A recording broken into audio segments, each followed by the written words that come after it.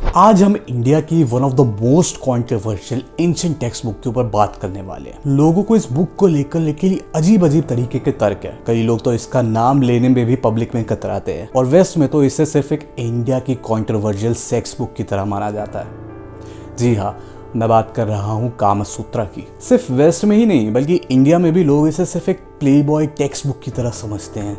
Have you heard about Kama Sutra? No, I know that it's a sex book, right? Yeah, the Indians invented it. Yeah. The condom of the book.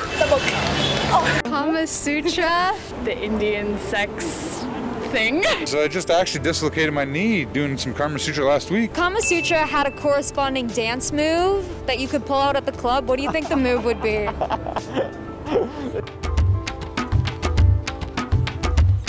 जब videos का ज़माना नहीं था तो लोग अपनी fantasies के लिए कामसूत्रा पढ़ते थे, बट ये इंटरप्रिटेशन बिल्कुल गलत है। कामसूत्रा सिर्फ एक प्लेबॉय टाइप कोई बुक नहीं है बल्कि इंडिया की लिटरली खोई हुई फिलॉसफी और साइंस है। ये सब जानने से पहले हमें कामसूत्रा की हिस्ट्री जाननी होगी। कामसूत्रा किसने लिखा, क्यों लिखा, कब लिखा, आइए जानते हैं इस वीडियो में।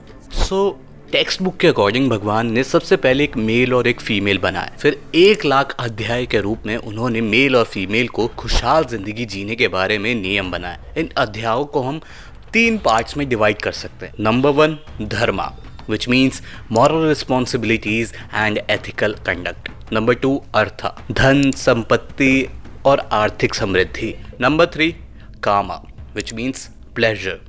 इनमें से धर्म के जो नियम थे उसे मनु ने लिखा था, अर्था के जो नियम थे उसे बृहस्पति ने लिखा था और जो कामा के नियम थे उसे महादेव की सवारी नंदी ने लिखा था, जो कि करीब 1000 अध्याय का था।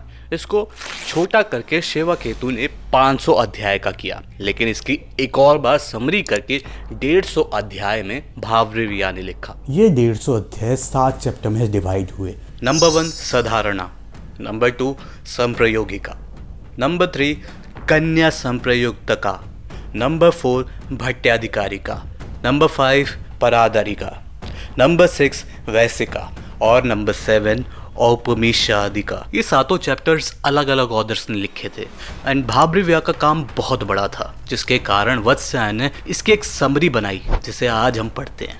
कामसूत्र के अनुसार एक व्यक्ति को अपने जीवन को धार्मिक, आर्थिक और भौतिक दृष्टि से संतुलित तरीके से जीना चाहिए। इन तीनों को अलग अलग समय पर जीना चाहिए। बचपन में विद्या का अभ्यास यानी धर्म, जवानी और मिड एज में अर्थ और कामा का अनुभव होना चाहिए और वृद्धावस्था में धर्मा का पालन और मोक्ष की प्राप्ति होनी चाहिए। ये तीनों चीज़ें एक इंसान की ज़िंदगी में अलग अलग समय पर होनी चाहिए। कामसूत्रा सिर्फ एक सेक्स मैनुअल नहीं है बल्कि ये हमें बताती है कि हमें अपनी लव लाइफ कैसे जीनी चाहिए, अपने रिलेशनशिप कैसे मैनेज करनी चाहिए, अपने हाउस होल्ड अफेयर्स कैसे मैनेज करने चाहिए, फाइनेंशियली इंडिपेंडेंट कैसे होना है for both male and female. जी हाँ, for both male and female. जो लोग कहते हैं कि उस समय भारत में औरतों को काम करने नहीं दिया जाता था, बंद करके रखा जाता था, उन सब के लिए एक किताब है जिसमें स्पेसिफिकली मेंशन किया गया है कि उस समय औरतों को फाइनेंशियल इंडिपेंडेंट होने के लिए क्या क्या करना चाहिए और उस समय के अनुसार उनके लिए कौन कौन से काम प्रॉफिटेबल हैं। अब ये धारणा कि औरतों को घूंघट में रखा जाता था, बाहर घूमने नहीं दिया जाता था, काम करने नहीं दिया जाता था, ये कहाँ से आई? तो मैं बता दूं, इंडिया को अपने गोल्डन समय के बाद कई बार इन्वेडर्स के द्वारा इन्वेड किया गया है। सैयद, तुगलक्स, लोदीज, मुगल्स, ब्रिटिशर्स, जहाँ पर उस समय वुमेन्स को इतनी आज़ादी नहीं थी और इंडिया अपने फिलोसफिकल माइंडसेट से इन सब से आगे था। इन्वेडर्स अपने कस्टम और कल्चरल एजुकेशन का प्रभाव इंडिया पर डालते रहे और एट द एंड यही धारणा बन गई कि इंडिया में औरतों को काम नहीं करने दिया जाता था, सेक्स एक टैबू है एंड ऑल। इसके अलावा भी बहुत कुछ। सेम इसी तरह कामसूत्रा के साथ भी हुआ। साधारणा, इसमें वत्स्यायन ने बताया है कि काम भी एक इंसान के लिए उतना ही महत्वपूर्ण है जितना धर्म और अर्था। सेक्सुअल प्लेजर को एक सेक्रेड और इम्पॉर्टेंट एस्पेक्ट ऑफ लाइफ बताया है, not just for physical satisfaction but for mental satisfaction too. इसमें यह भी बताया गया है कि काम को डेफिनेटली सामाजिक रूप से एक्सेप्टेबल होना चाहिए। साथ ही इस चैप्टर में ये भी बताया गया है कि सेक्स दोनों पार्टनर्स के बीच में म्यूचुअल अंडरस्टैंडिंग, रिस्पेक्ट और कंसर्न से ही होना चाहिए, ना कि जोर ज़बरदस्ती से। नंबर 2, संप्रयोगिका। वत्स्यायन ने सेक्सुअल एम्ब्रेस, उसके टाइप्स, किसेस और पार्टनर्स के बीच की इमोशनल और फिजिकल इंटीमेसी को डिटेल में समझाया है। ये चैप्टर कामा के प्रैक्टिस को एक आर्ट के रूप में देखता है और सेक्सुअल रिलेशनशिप को एक शेयर्ड एक्सपीरियंस के रूप में ट्रीट करता है। Yes, it is the most controversial part of the book. Definitely इस पार्ट में पोजीशंस की बात की गई है। प्राइवेट पार्ट्स को उनके शेप एंड ऑल के ऊपर नाम दिया गया है। Most importantly mutual concern, emotional connection पर एम्फसाइज किया गया है। ये सब दोनों के म्यूचुअल कंसर्न और दोनों के बीच इमोशनल कनेक्शन बनाने के लिए। सैडली ये बुक का सिर्फ एक छोटा सा पार्ट है और इसे ही हाईलाइट किया जाता है ऐसा कि यही कामसूत्र है, जबकि ऐसा बिल्कुल नहीं है।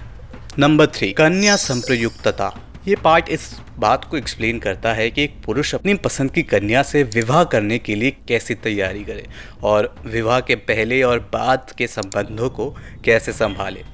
शादी के लिए लड़के को लड़की में क्या क्या देखना चाहिए, for example family background, education, qualification etcetera. And अगर कोई लड़का किसी लड़की को पसंद करता है तो कैसे वो लड़की के दिल में खुद के लिए जगह बनाए। Everything is explained in detail.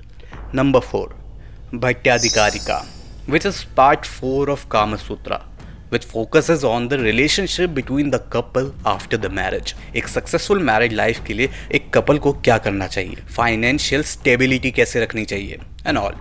ये पार्ट मैरिड लाइफ के हर एक एस्पेक्ट को डिटेल में समझाता है। Number 5, Paradarika. This part of Kama Sutra usually talks about extra marital affairs and also ये भी बताता है कि किन सर्कमस्टांसेस में एक्स्ट्रा मैरिटल अफेयर हो सकता है। साथ ही ऐसा करने के नुकसान भी डिटेल में समझाए गए हैं। एक्स्ट्रा मैरिटल अफेयर है तो कैसे मैनेज करना है, यहाँ तक भी बताया गया है। लेकिन सबसे पहले ये समझना ज़रूरी है कि कामा सूत्रा कोई मॉरल वैल्यूज़ का ज्ञान देने वाली किताब नहीं है। ये एक ऐसी टेक्स्ट बुक है जो समाज के सेक्सुअल बिहेवियर और डायनेमिक्स को एक्सप्लेन करती है। और उस समय राजा महाराजाओं में एक्स्ट्रा मैरिटल अफेयर होना एक आम बात थी। Number 6, Vaisika. This part is all about the courtesans of that time. Ancient India में कोर्टिशंस का काम सिर्फ पराये मर्दों से संबंध बनाना नहीं होता था। एंशिएंट इंडिया में कोर्टिशंस अपने आप में एक रुतबा और पोजीशन होती थी। ये लोग एजुकेटेड और different arts like music, dance, paintings में काफ़ी स्किल्ड हुआ करते थे। एंशिएंट इंडिया में इनको डेफिनेटली काफ़ी इज्जत दी जाती थी।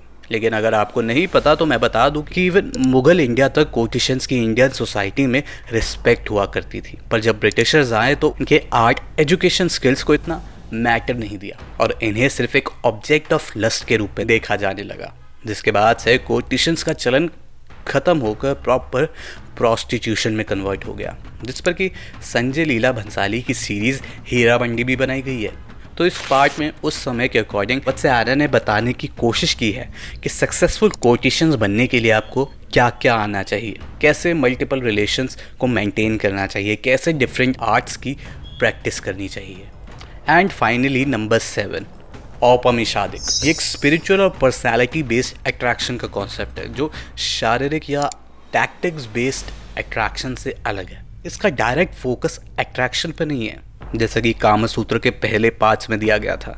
लेकिन इस भाग में ये समझाने की कोशिश की गई है कि अगर व्यक्ति अपने जीवन में संतुष्टि और अंतर शक्ति पाले तो वो अपने आप में ही लोगों को अपनी तरफ खींचने वाला व्यक्ति बन जाता है, which means control and patience, जो कि ऑब्वियसली एकदम करेक्ट बात है। लेकिन सैडली जैसा कि मैंने पहले बोला था, सिर्फ दुनिया में ही नहीं बल्कि इंडिया में भी कामा सूत्र को सिर्फ एक फैंटेसाइज्ड एंशिएंट टेक्स्ट बुक की तरह देखा जाता है, जबकि बिल्कुल भी ऐसा नहीं है। इट्स हाई टाइम कि हम इंडिया के कल्चर और गोल्डन हिस्ट्री को उसके ओरिजिनल कॉन्सेप्ट की तरह देखना शुरू करें, ना कि वेस्ट के फैलाए प्रोपागेंडा की तरह। वीडियो अगर अच्छी लगी है तो लाइक, शेयर, कमेंट ज़रूर करना और ऐसी वीडियो देखने के लिए मेरे चैनल यानी चिराग क्रॉनिकल्स को सब्सक्राइब ज़रूर करना।